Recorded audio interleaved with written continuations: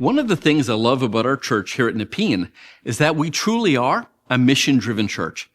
Now, what I mean by that is we believe that God has given us a job to do, a mission, if you will. That mission is to invite everyone to follow Jesus. Everything we do is about fulfilling that mission. As I look over Monday's lesson, I see in Joshua a mission-driven leader. His mission, possess the land that God has promised to Abraham all those years ago. After all, it is called the Promised Land. The question is, how do you go about fulfilling God's mission to lead the people home? And what I've learned is that when it comes to fulfilling God's mission, is that God always has a plan. And if you listen and pay attention, you'll find that God is always ready to communicate his plan to us. Our job is to discover what that plan is and to carry it out. Today, you might call it a strategic plan. A strategic plan is like a roadmap that helps you to focus on the things you need to do to help you, to achieve your mission. Joshua's strategic plan was simple. They were to do 4 things: cross, take, divide, and serve. Now, here's the thing about missions. They sometimes take years to accomplish. For example, Noah preached for 120 years, because it took that long to build the ark.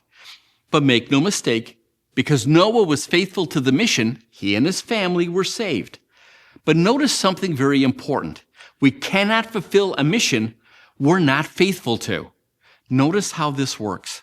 First, it starts with God, who wants to accomplish something, here on planet Earth. So God looks around planet Earth and he chooses men and women he knows that he can trust, to do his bidding.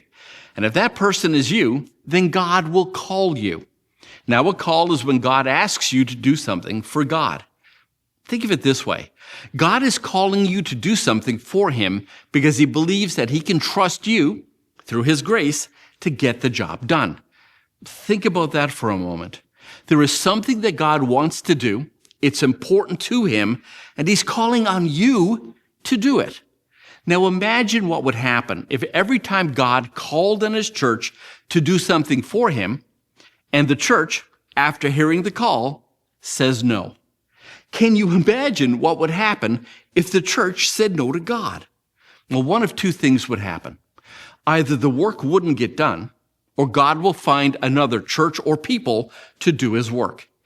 As Monday's lesson points out, God's will is achieved when God's people in faith step out and they do what God is asking them to do.